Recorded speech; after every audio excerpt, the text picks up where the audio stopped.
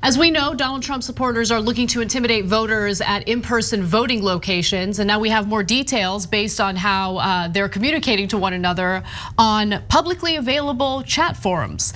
So these far-right groups on the Donald.win say things like this: consider this polling station on lockdown, says David Gilbert, says one individual.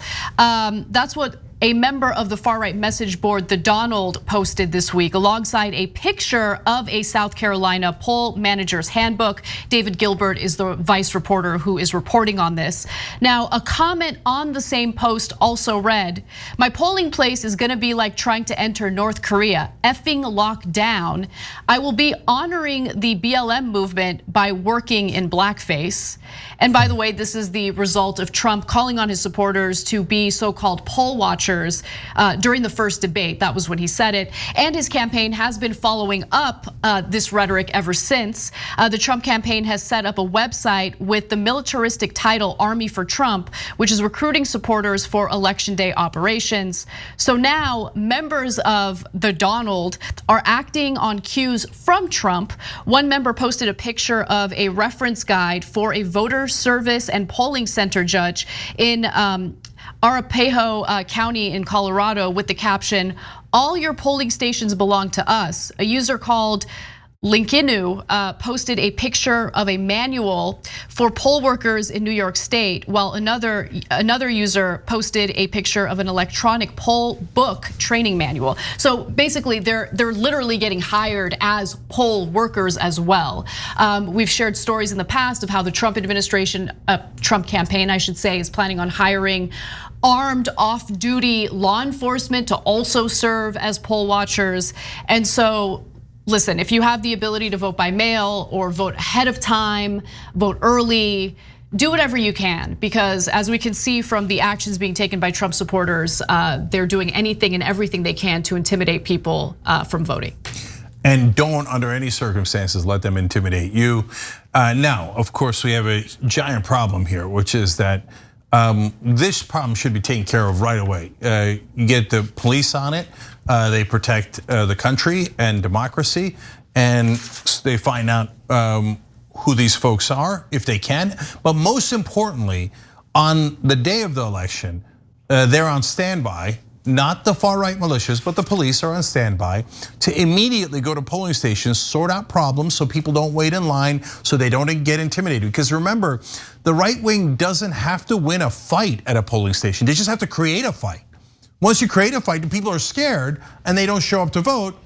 It's in Democratic areas or heavily Democratic areas, that's mission accomplished. So it is so important for the cops to be on top of that and to make sure that that does not happen under any circumstance. The problem is, oftentimes the cops are not on our sides. So there's a cop in one of these states who said, "No, I'm not gonna do anything about it."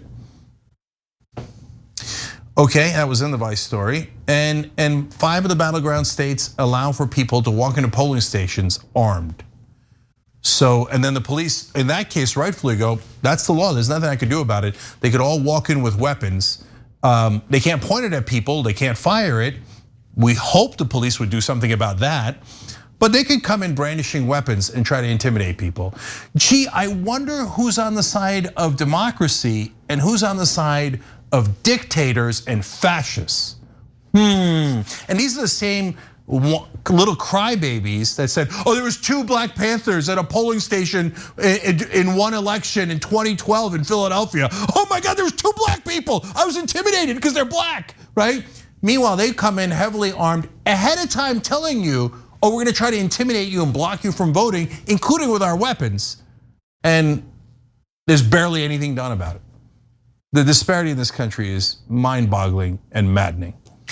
Yeah, and one of the things, Cenk, that really stands out to me is how they're under the impression that Democrats are trying to cheat. Donald Trump has burned through his campaign money. He's canceling ads all over the place. He's fallen behind in polling. I mean, Biden is leading nationally in the double digits.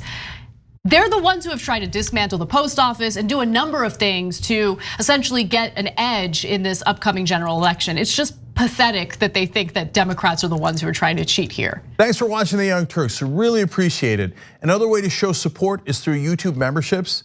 You'll get to interact with us more. There's live chat emojis, badges. You've got emojis of me, Anna, John, JR. So those are super fun. But you also get playback of our exclusive member-only shows and specials right after they air. So all of that, all you gotta do is click that join button right underneath the video. Thank you.